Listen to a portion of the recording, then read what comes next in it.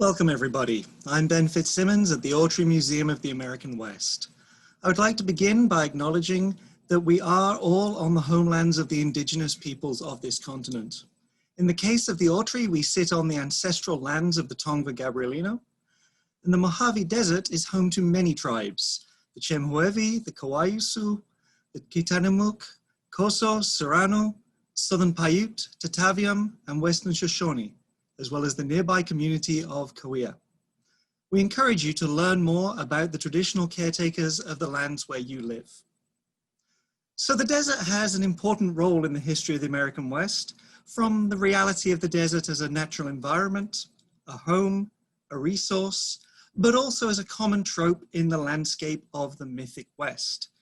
For this reason, and of course many more, we are thrilled to partner with LAist Studios in presenting an event that explores some of the stories of this complicated place. And now I'll introduce Emily Guerin, senior reporter at KPCC and host of the podcast, California City. Thank you, Ben.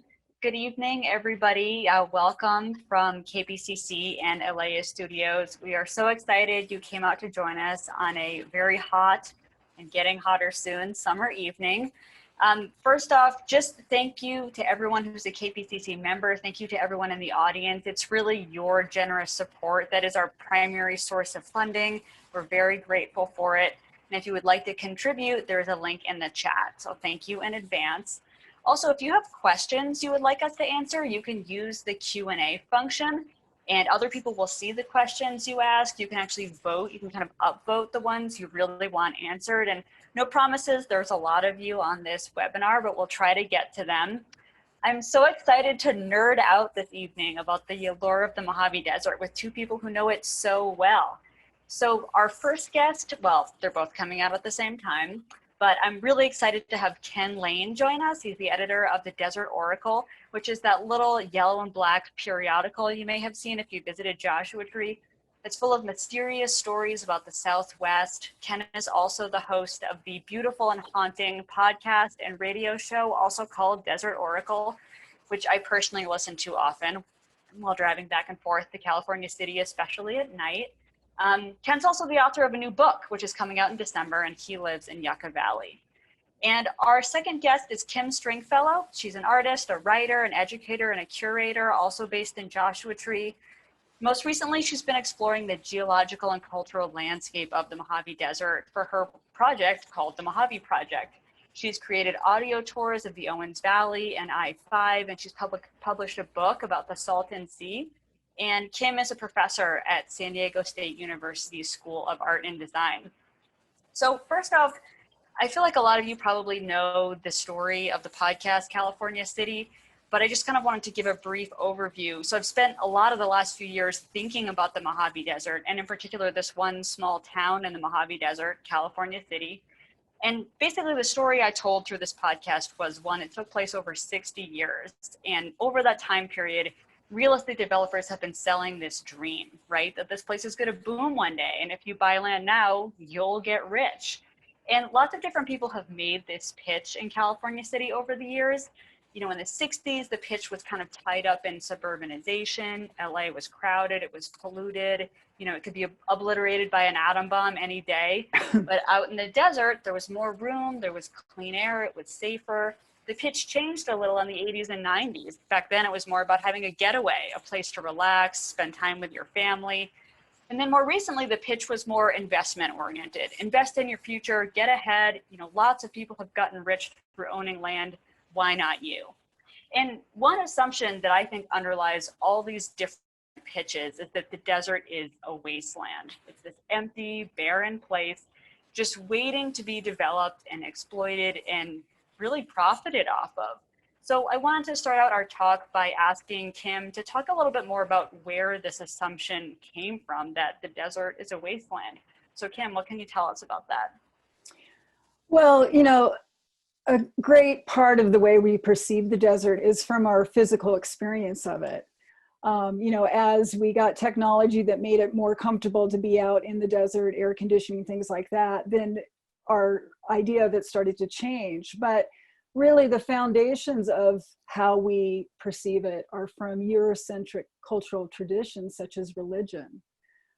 These ideas, they really permeate our understanding of arid places, whether we agree with them or not. And I think also it depends where you're placed, where you're from, you know, depending on where you originally come from. If you're a New Englander, you may see the Mojave as a wasteland, you know, it's just an empty space. And you may say, well, it's perfect to site industrial wind and solar developments. You know, Mormons came out to the West with an idea of making the desert bloom. And they had a huge impact on how, you know, the American Southwest was utilized and commodified. They have a lot of respect for it as well. But, you know, hydrology, water conveyance, infrastructure, they had a lot of people, you know, if you look at the Army Corps of Engineers, people like that, there were Mormons that were part of building the West and the water infrastructure. But, you know, on the other hand, if you're a Tibisha Shoshone, you're Chumwavy, Mojave, Southern Paiute, you may see this as a really rich, diverse, and verdant landscape. It could be a sacred geography. So. And I think that, you know, there was something very alluring to a lot of people about this place that many of them did consider an empty wasteland because, you know, that's how they viewed it. It looked empty to a lot of people. And, you know, it's something I wrote about in the last episode of the podcast, that kind of the nothingness makes the anything possible. And I think that the desert really does lend itself to kind of wild visions and huge plans, you know, many of which have kind of a utopian bent. And so, Ken, you've written about some of these kind of wild, outlandish, and ultimately failed schemes of the Mojave, and I was hoping you could tell us about a few of them. Sure. Not all of them were failed. Palm Springs developed first as a bohemian colony for artists, poets, visual artists especially, and the springs there were developed as health resorts, and the desert was seen as very healthful. The clean air, the wild, very wild landscape, the rugged landscape. So people who had tuberculosis and had money would come spend their time in places like Palm Springs and throughout the Southwest, where they had these very luxurious but romantic Western lodgings. And from those sorts of approaches, you also had more complete societies like Llano del Rio up in the Antelope Valley. It's near Phelan and Pinion Hills, not too far south of Edwards Air Force Base. And there people made a socialist utopia a century ago. And it struggled as an organization and as a business, but the idea of communes and utopias have sprung up in the desert again and again, and there's lots of small ones to this day. Yeah, and Kim, you wrote about some of these sort of utopian, kind of very pre-planned societies as well. I think you've actually written about Llano del Rio too, right? Yeah, I looked into it. It's really fascinating, you know, at the time. I mean, Los Angeles nearly had a socialist mayor at one point. And so this was a large group of people that came over, and, you know, it was agricultural, and, you know, for a time it sounded like a wonderful place. I think too, though, you know, in the context of the time, let's say that, you know, it was predominantly, you had to be white to be part of it. And that was one of the things that I kind of looked at and exposed. And I contrasted actually in that particular dispatch, because in Landfair Valley, which is the eastern Mojave Desert, there was a community called Dunbar, which was an African-American settlement out in the desert. They homesteaded out there. And so, you know, there were, like Ken says, there were these groups of people, you know, that were looking for, you know, this place. And the desert has always kind of been a place to project these kinds of either fantasies or these ideas, because it is kind of an open, you know, the way, the physicality of the place. Yeah, and to me, one of kind of the most audacious kind of failed in quotation schemes is Salton City. Partially because the developer of Salton City, Penn Phillips, he actually mentored Nat Mendelsohn, the developer of California City. And apparently Penn Phillips used to go around saying, you can't buy a bad piece of land in California.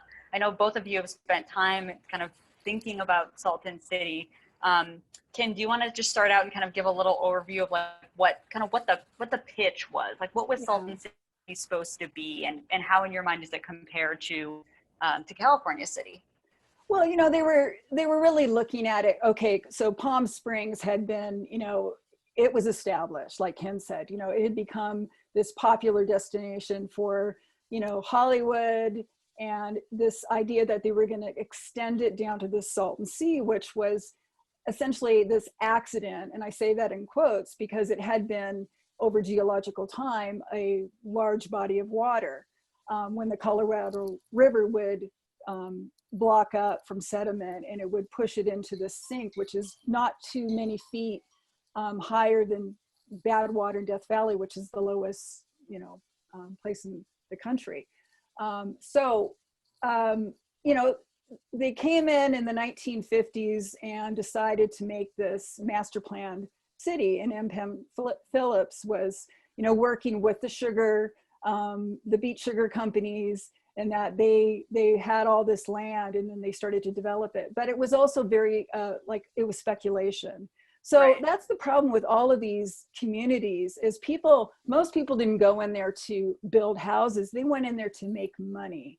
They just saw it as a place where I'm going to buy this and hold on to it. And it didn't work out so well because, they had this heyday, and actually during the late 1950s, they had more visitors to Salton City than they did to Yosemite National Park. It was that popular. And, when they started to have the environmental problems, the flooding, all the things that started to happen in the 80s and 90s, that just completely collapsed. But there's people out there, it's an affordable place for people to live, and so it's not dead by any means. Right. So I'm wondering, actually, Ken, when you go to Salton City or when you go to California City, I feel like these two are sort of these examples of like some of the biggest planned communities in the desert that didn't necessarily pan out. Like, how do you view them? Do you view them as like failures? Do you view them as warnings? Like, what do you see when you go to these places? Oh, a couple of things. One way I think of them is how my older relatives in California and the people I knew from previous generations, how they saw these places. And they saw them as these wonderful winter getaways, these second homes, the way if you live, say, in Wisconsin or Minnesota or something, you might have a cabin by the lake. They were affordable places where a family could buy a little cabin or build something. They had some glamour associated with the fact that Hollywood people were flocking to Palm Desert and Palm Springs. So these were more the regular people's version of that. And people would take their boats out to the Salton Sea and stay in their little house for Christmas. And they thought it was wonderful. And it can be very pleasant in wintertime, especially before the sea started sinking. In the case of the Salton Sea, it smelled a lot better. So I think we have added a sort of apocalyptic gloom to them after the fact that they did not have at the time. Even in places like California City, I had an older relative from Orange County who thought it was wonderful that she didn't have any neighbors for 3 or 4 of those streets. She had a bunch of rescued desert tortoises. It's definitely a good place to go if you have a lot of space. And I think too, in terms of your point about like how it was seen then versus how it was seen now, one of the questions we're getting is if the kind of scam that existed in California City existed other places.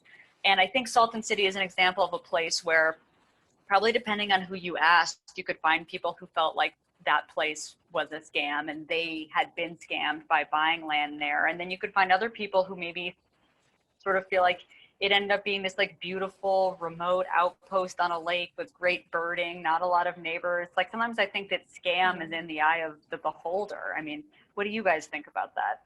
Oh, certainly. I mean, for the birding is exceptional there. It's definitely changed because of all the environmental issues, but I think they sighted more birds there than in the Everglades, because it's on the Pacific Flyway. And so there's a lot of different aspects, to that area. And there's also Slab City, which is a very interesting cultural phenomena.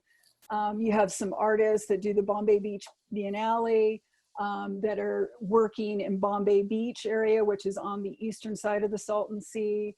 And they've been working with people, the residents there, but also bringing in this very interesting cultural event, yearly.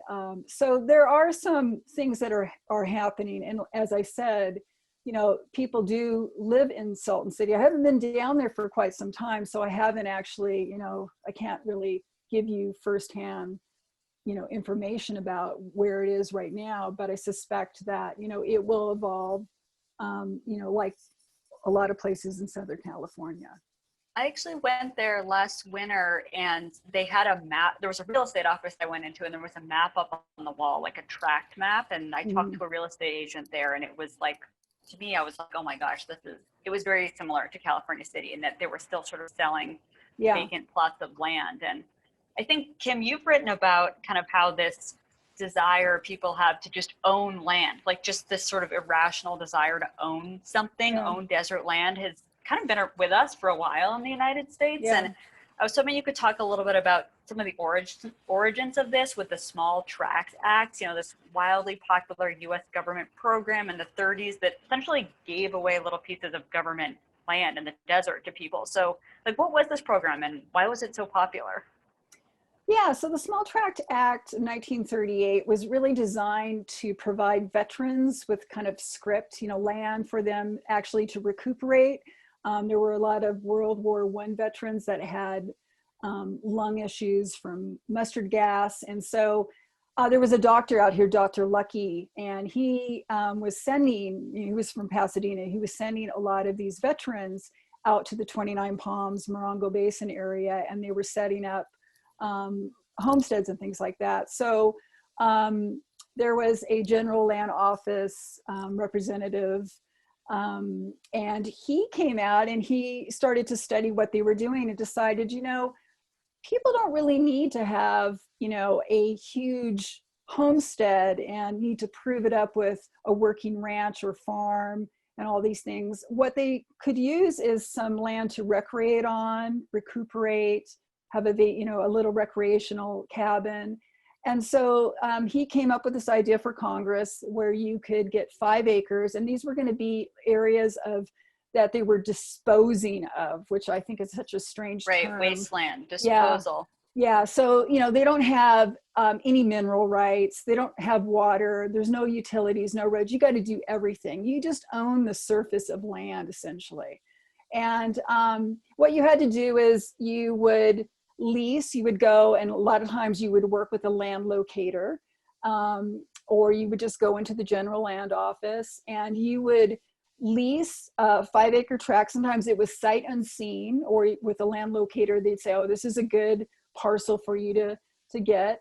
And then you would have to prove it up within, say, 3 years to build a small structure. So that's what all these little cabins that dot the landscape, and especially out here in the Morongo Basin, out in Joshua Tree area, because this was the center of this activity, really, in the Mojave Desert. It really took off here. And there were boosters from Desert Magazine and Palm Desert. They're like, how to get your jackrabbit homestead. They started calling them jackrabbit homesteads because it was the only shade available, and jackrabbits would lounge next to the structure. And so that's how they got their nickname, and it's kind of stuck. So I did a book in 2008 that documented kind of, in a way, a very Ed Ruscha type of documentation of just these structures. And then I was looking in the Bureau of Land Management database to find out who actually built them. So that's what I titled my photographs, like Brewer, Homestead, and so forth. I mean, it was popular. I even, mentioned like Frank Sinatra. He got a 2.5 parcel land in Southwest Las Vegas. It doesn't look like he had to do a cabin, because in some of the really hotter areas of Arizona and Nevada, you just had to do like a barbecue and an outhouse, and you were able to get your 5 acres. And I guess, what struck me about this was that like, there was like no deceptive marketing required, right? Like the Bureau of Land Management would be pretty straight up with people about like, this is really remote, there's no utilities, it's probably not worth a lot of money. And at these auctions, people were like, oh, I want to bid. And I just wonder, and maybe Ken, you can weigh in on this, like, what is it about this? Like, why is there this allure to just like ownership of the desert? Like, why do people just want to have their own little piece of it and are willing to seemingly overpay? Why? Well, the land in the Morongo Basin, today's Joshua Tree, Yucca Valley, 29 Palms, you could not get ripped off. That was a bargain. It was just a small fee to the federal government. And as Kim said, as long as you built your cabin, you proved up, which you could do for under $1,000. You could have a standing cabin. A lot of those places are worth $500,000 today. So, but actually was a good investment. So but some now aren't they worth were anything. Right. Lots of them were knocked down in the early 2000s before our current fad of loving the Mojave Desert, which kind of goes up and down in Southern California. It was considered a nuisance that we had so many of these cabins standing around. And so San Bernardino County got a grant and knocked a whole bunch of them down. Yeah. People would kill for those today. They called it shack attack. Right. And I guess, I think it's interesting too, and I know this is something, Ken, you've written about this, that sort of at the same time as people were like kind of just wanting to do their little modern pioneer thing and like homestead on these little pieces of land, there was also this kind of like very spiritual, almost like religious draw that some people had to the desert, right? And, I saw that in California City. I talked about this. There's this ceremony on the 13th of every month called Lady of the Rock, where women in white robes sort of claim to see the Virgin Mary in the sky. And I know the desert is sort of littered with these sort of spiritual groups that gather. And Ken, you've written about some of them. So like, what are a couple examples? And Sure. Why do you think the desert? There's Judaism, there's Islam, there's Christianity. Sure. They are all desert religions.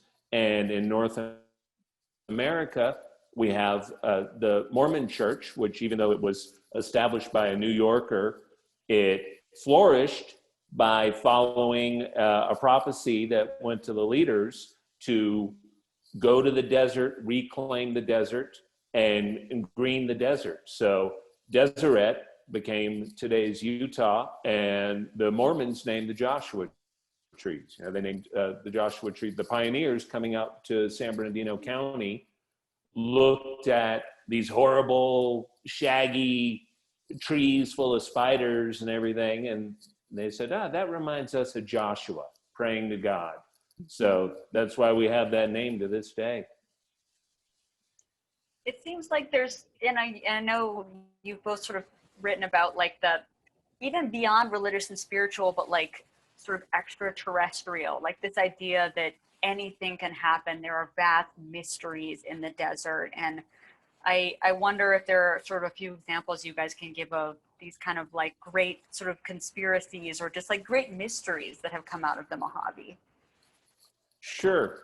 One thing that has always happened at the same time in the West and specifically in Southern California is the development of science fiction and the development of UFO theology. They've gone hand in hand because by the early 50s, the few scientists who were looking at UFOs said, whatever they are, they're not spaceships from other planets.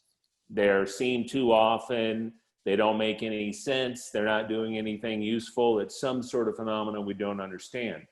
But Hollywood had come up, and the pulp magazines had come up with aliens and spaceships and everything else. So at Giant Rock, which is right in the middle of land tract parcels, north of Flamingo Heights and Landers today, 12,000 people would come from LA and Long Beach over treacherous dirt roads to stand out in the sun at Giant Rock and listen to people talk about how they had met the people from Venus, or they had met the people from this galaxy or that galaxy, and they had a message and they were space messiahs.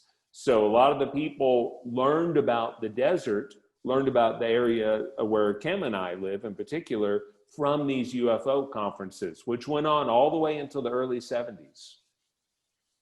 Well, and I wonder if some of it has to do too with the kind of like space race, sort of military presence in the desert. And, you know, anyone who's driven really in the Mojave outside of greater LA has seen how much of the land is owned by the military and sort of fortified. And what role do you think that kind of the military presence has played in these kind of like myths that we tell ourselves about the desert, especially the sort of supernatural, like space type myths?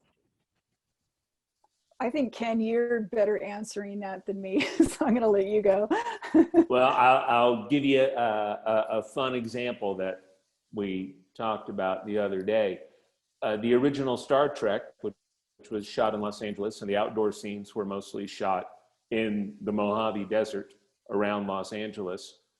The original story of the captain, Captain Pike, is that he's from Mojave, California, which has been turned into this green paradise, and it's a Starfleet place. So, of course, today, Mojave is really a spaceport, and it adjoins Edwards Air Force Base by a few miles, where we tested all of our hypersonic jets, where the space shuttle used to land. We named the space shuttle after Star Trek, the Enterprise. That was the first one. Yeah. So there was this idea that we were reaching some sort of utopian, military, global space culture if we could only get to the moon first. And then we got to the moon, and of course they shut it all down and laid everybody off. But the dream had been, that's where we were going. You know, that's why baby boomers to this day are so angry that they never got their jetpacks. They got everything else, but they didn't get jetpacks. Right. And, Well, you know, so, there's... you go, Kim. Oh, I'm just saying, you know, there's Mojave is, you know, the center for civilian space travel if you have the money, you know, so there's lots of really interesting things that are going on there, you know, to this day. And so that kind of dream persists, you know, and we'll just see where that goes. So we're getting a question about kind of going back to kind of this failed scheme conversation about what it actually takes to make a desert city work. And the question in particular is about water resources, but I think it's broader too. I mean, what does it take to make a community become a Palm Springs and not a Salton City? So what do you guys think? What's sort of the key to success for these like grand plans people have in the desert, and what distinguishes the successes from the failures? Well, I think you know, with Coachella Valley, there's a vast aquifer underneath it, which is being drained.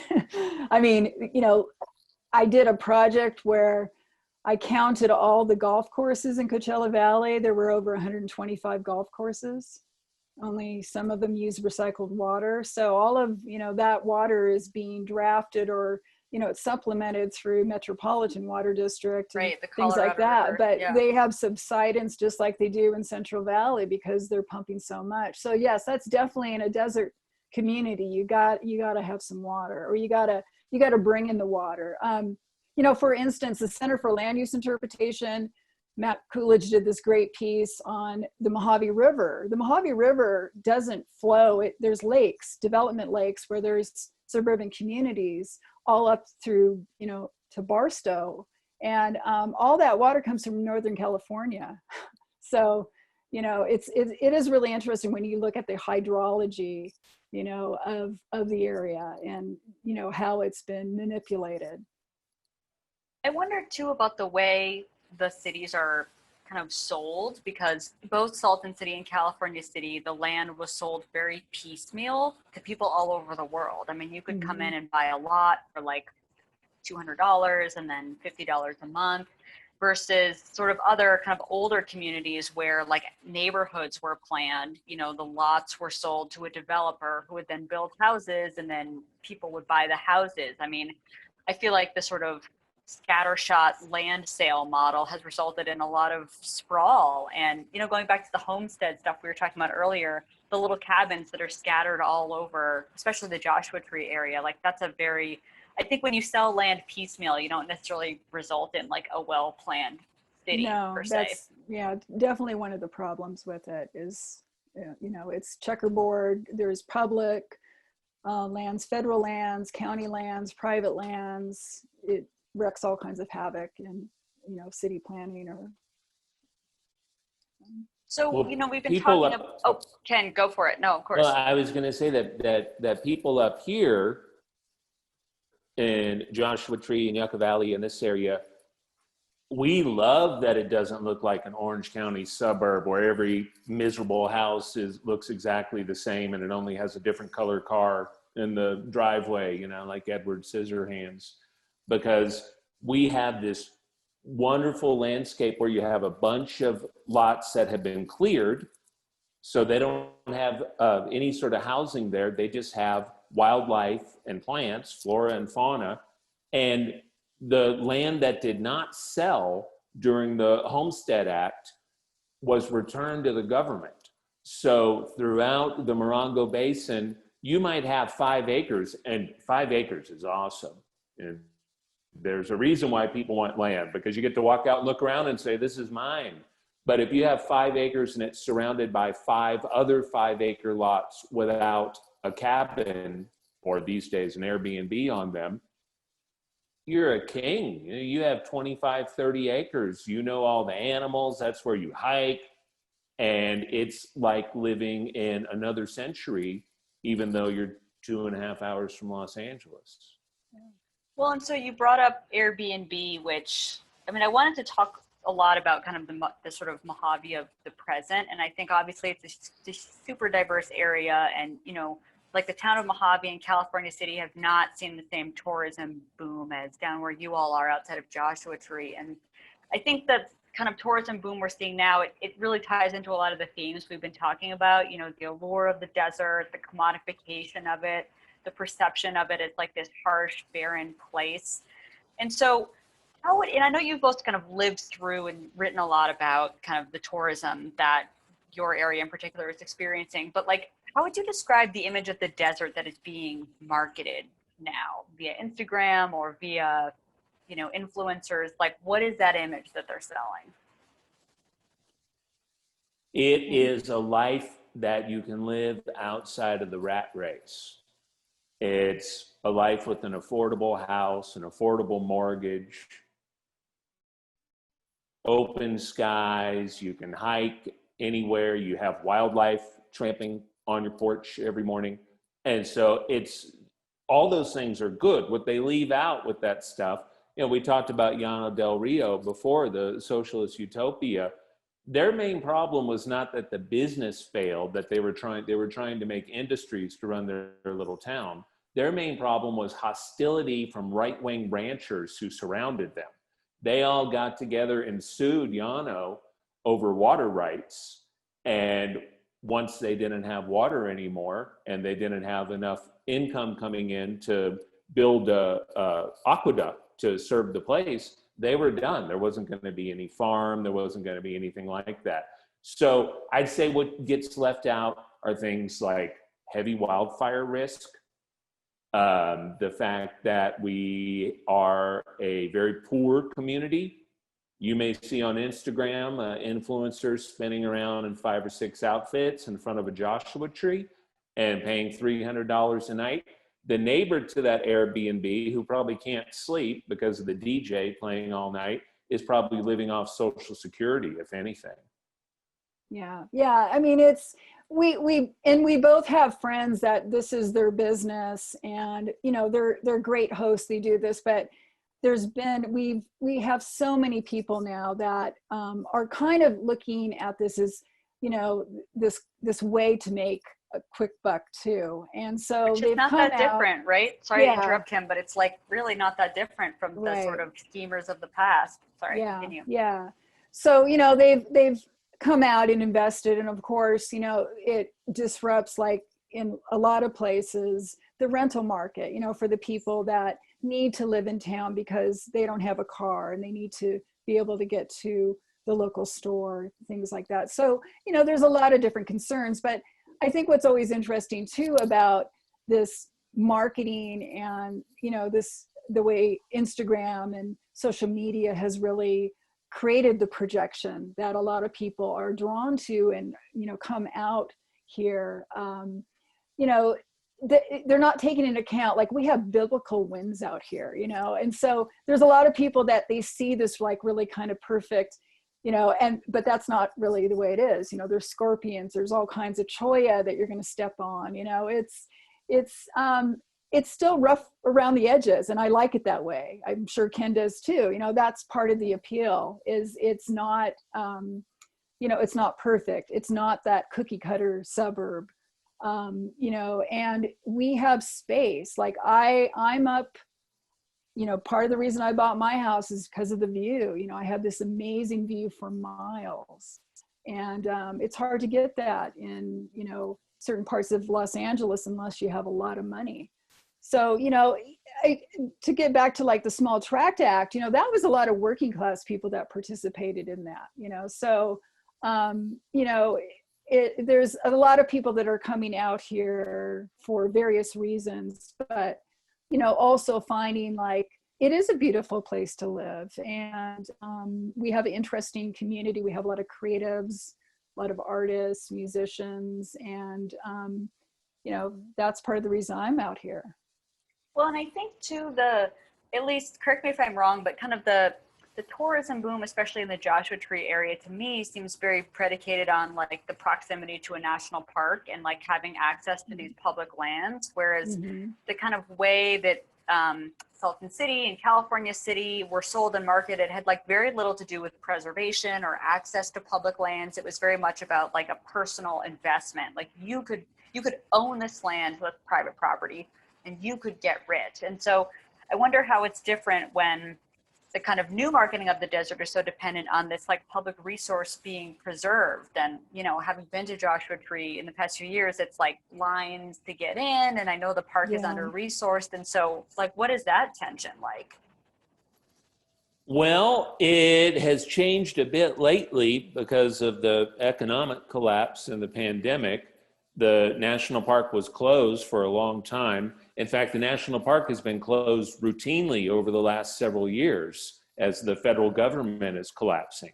So every time there's a government shutdown, every time there's some failure at the federal level, we pay for it here. They close the roads, nobody can come into the park, and people who depend on tourism, which has always been one of the economies here, the Marine base and tourism, ever since the National Monument was founded during the Great Depression by Franklin Roosevelt. There was a woman in Pasadena named Minerva Hoyt Hamilton, and she was a desert botanist. That was her love. And so she promoted it, and that's why we got a national park. And up by California City, they did not, even though you have national forest and you have sequoia and such starting in Kern County, not too far north. But a lot of public lands. Remember, the federal government took all of the desert, the entire desert, when after the U.S. war against Mexico, that took all of this territory. So they took the land and decided what to do with it. So really what we see in these developments like California City, Salton City, wherever it might be, those were the scraps. Fort Irwin, Edwards Air Force Base, 29 Palms, these places got most of the land, the military bases. Yeah. And I wonder too, I mean, I'm sure as a local, you have a very different perspective on the kind of latest commodification of the area, but I mean, are there upsides to it? And if so, like what benefit do you see kind of tourism and Instagram driven tourism bringing to the area? Well, you know, it's definitely part of the economy here, and it also brings in really interesting people, you know. So being someone who is very urban in my younger days, you know, I lived right in San Francisco for years.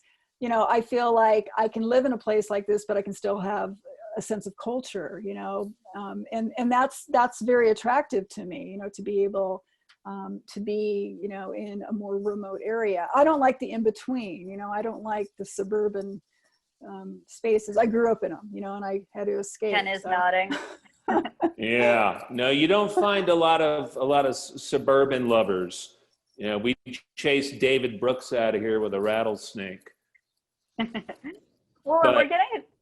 Oh, I'm sorry. I was gonna say you guys were alluding to. We're getting a question on this too, kind of like how the area is changing now with coronavirus and sort of like coronavirus refugees who are fleeing the Yeah, I cities. saw that question. Yeah. So what's going on? Well, what's going on is that a lot of us who could work remotely, maybe because we were writers or professors and artists like Kim or whatever it is we did, environmental work, consulting, we could not live out here full time if you required the internet until about 2008, 2009. That's when we started getting barely tolerable internet. You know, it's America. There's no rural infrastructure. You know, so it came in slowly. Some people use satellite, some people use over-the-air internet. But until then, you did not have as many people from, say, Los Angeles, San Francisco, New York, the Pacific Northwest coming down here and staying or living here most of the year. Now that that's possible, a lot of people who maybe bought a cabin or were thinking about getting a cabin as an investment, because the Airbnb thing has been kind of a goldmine land rush of this era. It's mostly small operators with a couple of properties, but you got these companies coming in and they've got 20, 30 properties. A lot of them are underwater now. So they saw, oh yeah, you can live out there. There's Wi-Fi. So why am I paying $2,800 for an apartment on the west side or in Los Feliz or something when I could own my own place for a third that much? Interest rates are low. You can't go anywhere anyway. At least you can walk out here. Of course, if they make this decision in August, in monsoon season, you know, the time we're in right now, where you get up and want to die every day, they might reconsider. But it's still maybe better than sitting, you know, in a climate change affected apartment in Los Angeles right now and roasting, because you have no escape there. So I'm seeing people who can start to move out here. And I'm getting the questions like, how are the schools? And my kids grew up here. They went to school here. Schools are fine. They're public schools. They're like anywhere. And you know, how long does it take to get to the airport? This sort of stuff.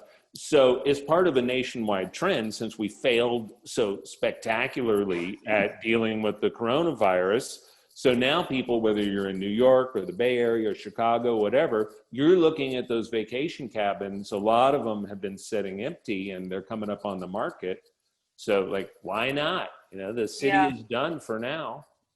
And it's so funny because I just feel like everything keeps repeating, right? It's like when California City was being marketed, cities were done then too, but for different reasons, for this sort of like very thinly veiled racist, you know, like, oh, they're dangerous and then polluted and then like the Cold War. And now cities are done for different, you know, a totally different reason. I'm wondering, Kim, do you think it's going to be permanent, or do you think it's just people are going to come for a little while and go back? Well, you know, it's hard to tell, but I mean, there definitely has been, you know, people seriously bought houses during coronavirus, and it's a strange recession to not have the real estate market. You know, it's basically staying just where it's at. And, you know, for instance, a realtor friend of mine, she sent me there's an area called the Highlands, Joshua Tree Highlands, which is up near the park entrance. And there's a little cinder block cabin up there on 5 acres. And this is a very desirable area. I actually rented up there on 5 acres. It's just one room. There's no plumbing, indoor plumbing or anything. It's going for $350,000.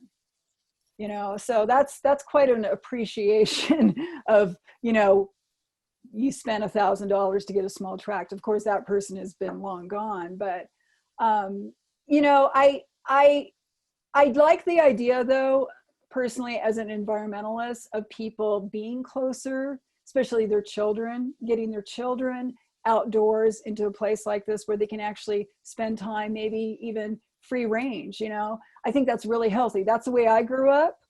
And so, you know, that's one thing that you don't get in some of these urban spaces is the freedom, especially for children, young people, to actually experience nature. So I hope it's a good thing, but also people need to learn to respect it and to, you know, recreate properly, which we have a lot of problem in the national park. Yeah.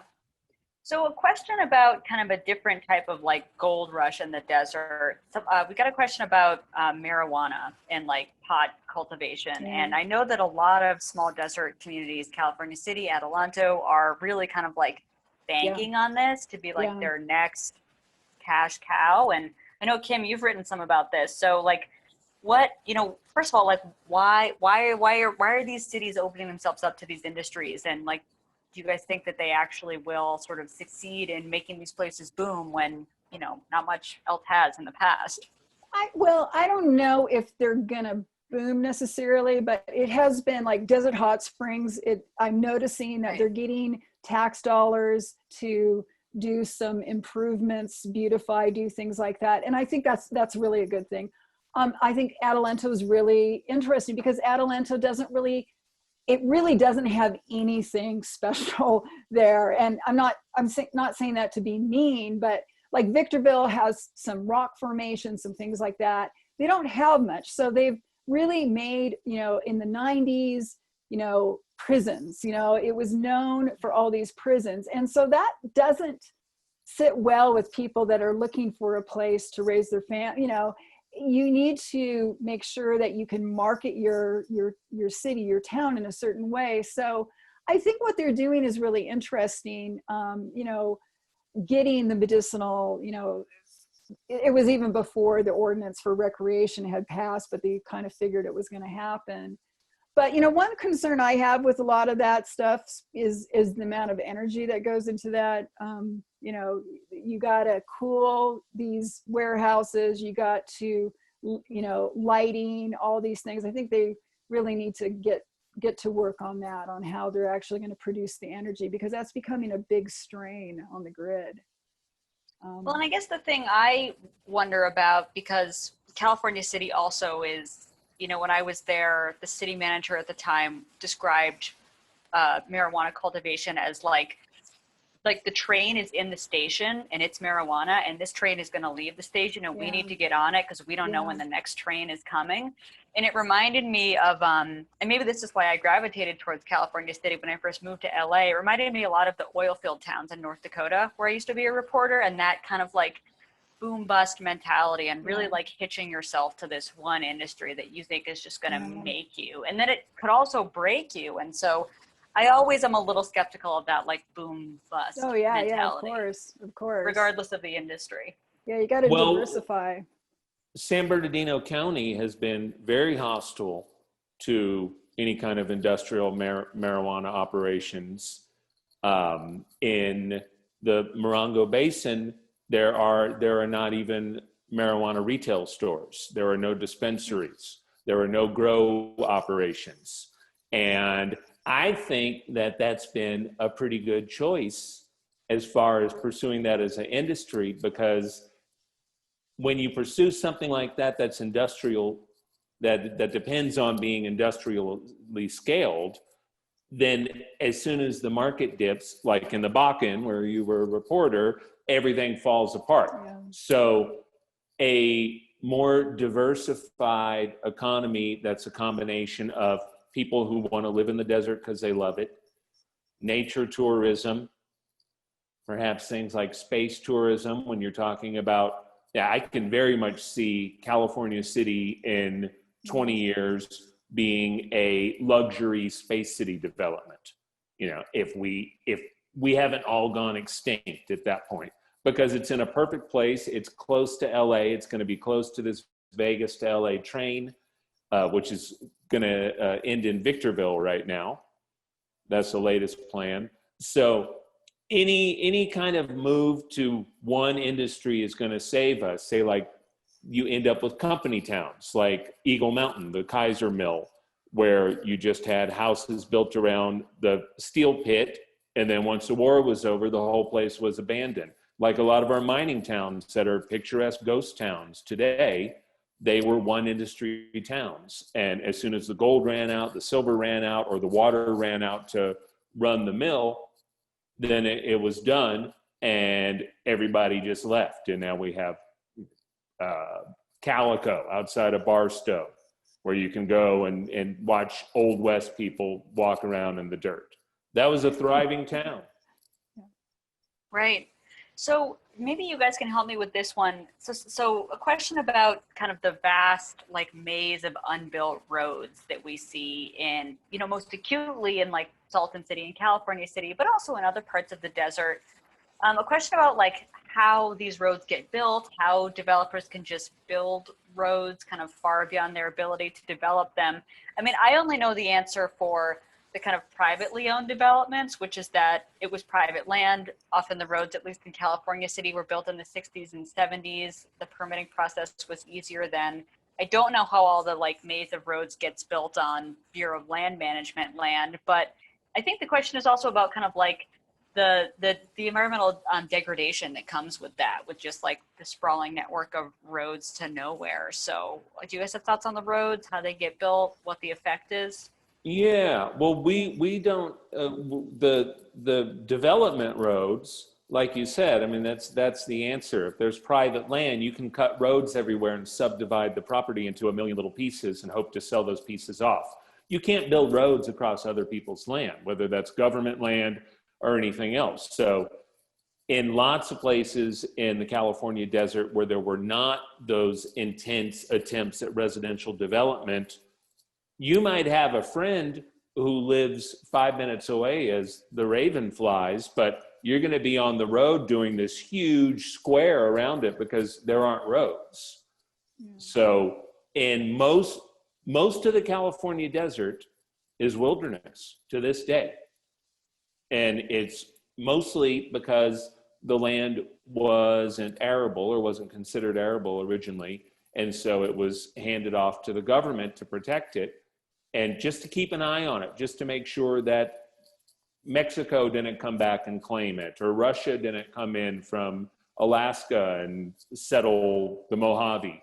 So it was kept that way. And until the railroads came through and made those immense checkerboards around the railroads, and these checkerboard parcels would be, one belongs to the railroad, one belongs to the government, and they could disperse them as they wanted to, with the hopes that, say, like in Bullhead City, Arizona, those checkerboards became the development of the place. The checkerboards in Coachella Valley are roughly half Cahuilla Indian tribal land and half private land. So if you live on Cahuilla land in the Coachella Valley, you pay a land lease to the tribe. That's one of the reasons why that tribe is economically in better shape than most other tribes in the country. Yeah, and it also has, I'm just going to say, you know, that when you go to Coachella Valley and, you know, Palm Springs, Palm Desert, part of what you're seeing is you're seeing undeveloped Cahuilla lands, you know, and that's a wonderful thing. You know, instead of having, you know, these multi-million-dollar homes, you know, all up through there. So, you know, open space is very important, but the Mojave Desert, it may seem like really kind of empty and wilderness, but there, I think David Darlington in his Mojave book said there is a road, you know, within 5 miles. You know, there's always, if it's a dirt road, something, you know. It has been like those prospectors, they went over this area with a fine-tooth comb trying to find that gold. You know, almost everywhere has been explored, you know, so which I find really interesting, but yet you can have something like King Plume creosote out in Lucerne Valley, which has been this creosote ring that's been around since the Pleistocene.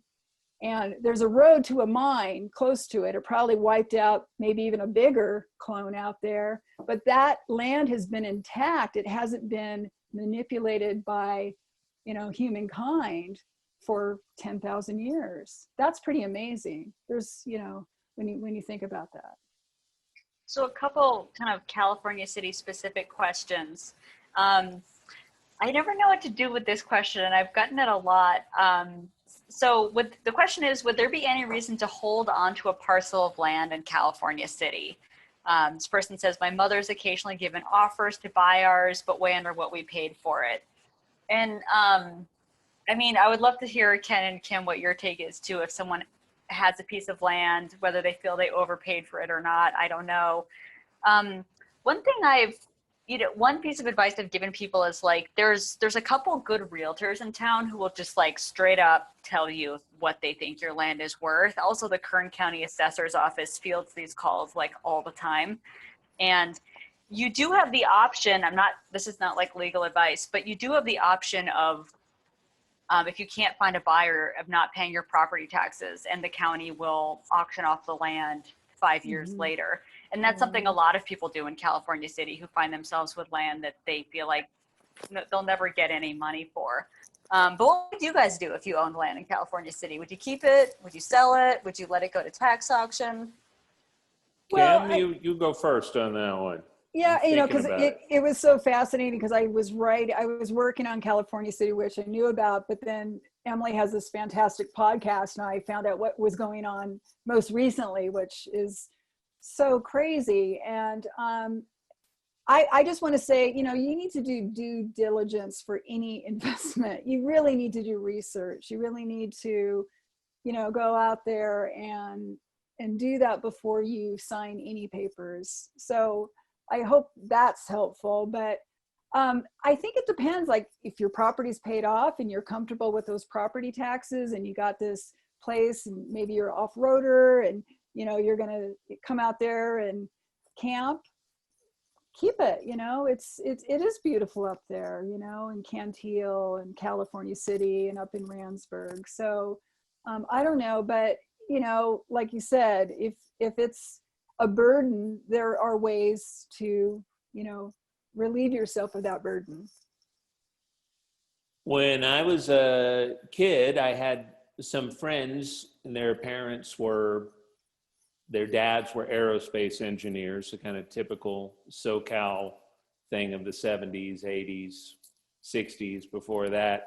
And I was so jealous of the kids whose parents or grandparents had a California City place, not so much the ones with houses, but the ones who did not have houses, because they would go up there for Christmas when the weather's just incredible. And you've got the snow over the San Gabriels and the Joshua trees everywhere and the animals and everything. And they would go out and have Christmas time there, whether an RV or some kind of canvas army tents, and people would come out. And I got to visit a couple of those things when I was in high school. And I was doing a lot of desert driving at that time because I had the bug. But it was one of the things that made me want to live in the Mojave. Yeah. And it was weird going down those streets where you go by like 20 cul-de-sacs and they're all cracked with ragweed growing out of the asphalt and everything. But once you got on a lot and it was there, I thought, this is something that middle-class people and working-class people were able to have. And yeah, you're not going to make your money back probably until the spaceport requires McMansions all around California City and Mojave. But you've got something, and if you can enjoy it a little bit, I wouldn't be in a rush to give it back to the state of California. Yeah, I agree. I think it depends on how you define like value, because obviously a lot of the land there, especially the more remote off the grid land with no road access, like doesn't have a lot of monetary value. And, I'm sorry for anyone who was told that and paid tens of thousands of dollars for this land. But I do think there are other kind of non-monetary aesthetic values or even just like the sense of you always have a place to go. Like that's occurred to me, like, oh, I could I could buy land there and I would always have a place to go that's mine. And there's something about that is appealing and very American, and probably why so many people end up getting taken advantage of, because it's like this irrational thing we just want. So I guess you just have to ask yourself, like, why do I want this? And like, what is valuable about it to me? Because you're probably not going to get rich off of it. And let's just be real. What are the property taxes on an undeveloped lot in California City right now? A couple hundred a year? Yeah, California City's funny because it has a parcel tax, which is a flat tax. So every landowner pays a certain amount, and it helps fund public services in town. So the property taxes can be like $200 or $300 a year on a piece of land that might only be worth $500 or $600 total. So I think that's when the equation gets a little difficult. Sketchy. You know? Yeah. Yeah. We're running out of time here, but we just had one more kind of question about, this is just about kind of like the infrastructure that we're talking about, the remoteness of some of these places. A question about why kind of the infrastructure in California City, and I think probably a lot of other desert communities, is going to pieces. And I don't know, I mean, do you guys think, like, is it the climate? Is it that we see the decay more because there's kind of nothing to hide it? I mean, I feel like there's a lot of sort of ruin porn type tourism that happens in these towns to look at abandoned roads, abandoned buildings. And I don't know if it's that stuff is just more visible or it actually is more decrepit. So I don't know. What do you guys think? Like, why do we see so much sort of decay in some of these Mojave Desert towns? You go first, Kim. Oh, I'm just going to, because we don't have, trees and, under, it's just open, it's exposed. So I think that has a lot to do with it. And it's interesting because when I did the Salton Sea project initially, I mean, that's what it was about, that kind of ruin porn aspect. And if I had done that project now, if I was just starting on it, I would have done a very different type of project, but it was a time capsule of where it was at that particular time. So, and I think it is interesting, but, myself, I've moved beyond that. So when I go to somewhere like Trona, I'm really interested in like the culture of Gemorama or things like that, rather than just looking at that's just the surface. You need to look beyond that. The developments like California City and a bunch of other such places that did not have a reason for a population to already be there, those are the field of dreams kind of places. Build it and eventually somebody will come and buy it, even if there's not a huge market for it. And so those places had to throw up some infrastructure to sell it, to convince people there will be something here. You're going to have shopping centers and parks and bike lanes and everything eventually. But it just comes down to people. So, for instance, in the area where Kim and I are, we're all septic tanks up here. And the state of California Water Quality Board said, no, you can't do it anymore in our biggest cities, which are towns, Yucca Valley and 29 Palms. Joshua Tree is still unincorporated at this point, but they said no more. So we're seeing the opposite of that here. We spent, 3 years where you could barely get around town because they had to put in a sewer system. So you could not get to Joshua Tree without going through miles and miles of construction for this, because we have people now. I think we mentioned this when we talked before the Autry presentation, but Yucca Valley was built as an affordable senior suburb. That was the idea.